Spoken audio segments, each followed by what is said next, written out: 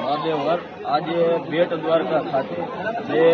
છેલ્લા ડિસેમ્બર મહિનાથી જે ઇસ્યુ ચાલી રહ્યો છે, તો તીર્થ પુરોહિત જે અહીંયા અમારા બ્રાહ્મણો છે એમને જે એમના યજમાનોને દર્શન કરાવવાની જે વ્યવસ્થા હતી એ વ્યવસ્થા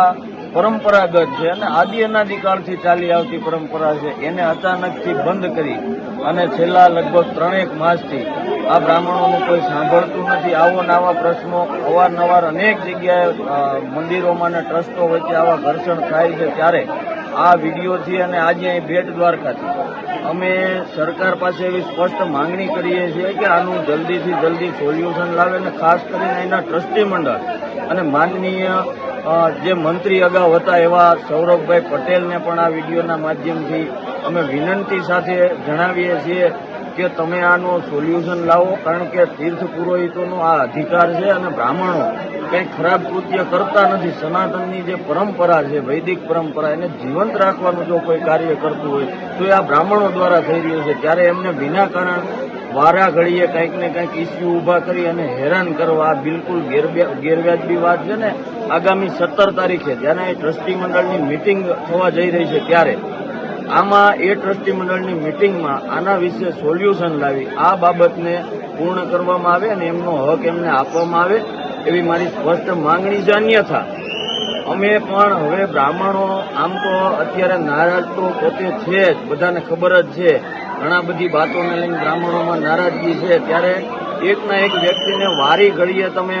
હેરાન કરી અને એને વધુ ઉગ્ર સ્વરૂપ ન આપે એવી સરકારને પણ વિનંતી છે. હમણાં જ ચૂંટણીઓ પણ આવી રહી છે, એટલે ખાસ કરીને આવા ઇસ્યુ ઊભા ન થાય અને અમારે બોલી અને અમે સરકાર વિરોધી છીએ એવી સરકારને એવું ન લાગે, એટલે આવી વાતોનું સોલ્યુશન સરકારે તુરંત લાવવું જોઈએ. અને ખાસ કરીને સમીર પટેલ કે જે અહીંના ટ્રસ્ટી મંડળમાં અત્યારે એમનું ચાલે છે, અહીં મેં જાણવા પ્રમાણે એમને પણ મારે જણાવવાનું, સરકારને પણ જણાવવાનું કે આવા જે હિસ્ટ્રી સીટર માનસિકતાવાળા જેને લઠ્ઠાકાંડ કર્યો હોય, અહીંથી ભગવાનના દર દાગીના ઉપાડી અને ક્યાં છે એ અત્યારે કોઈ પાસે એનું પણ એડ્રેસ ન હોય, તો આ બધું ખોલી અને જે જૂના ઇતિહાસ એ અમારે ખોલવા ન પડે એટલે પણ હું આ ધમકી નથી આપતો, પણ ચેતવણી આપું છું કે અમે જ્યાં બ્રાહ્મણોને અન્યાય થાય ત્યાં અમે હંમેશની માટે લડાયક મોડમાં હોઈએ છીએ ને અમારું જે ઉગ્ર સ્વરૂપ છે એ જોવું ન પડે એટલે આનો તરત નિર્ણય લાવે. અન્યથા 17 તારીખ સુધીમાં આનું સોલ્યુશન નહીં આવે તો આગામી ટૂંક સમયમાં અમે તારીખ જાહેર કરી અને અહીં ગાંધી ચિંધ્યા માર્ગે અમે આંદોલનની શરૂઆત કરશું અને પછી જે કંઈ પરિણામ આવે એ અમે લડવા માટે પણ તૈયાર છીએ. પણ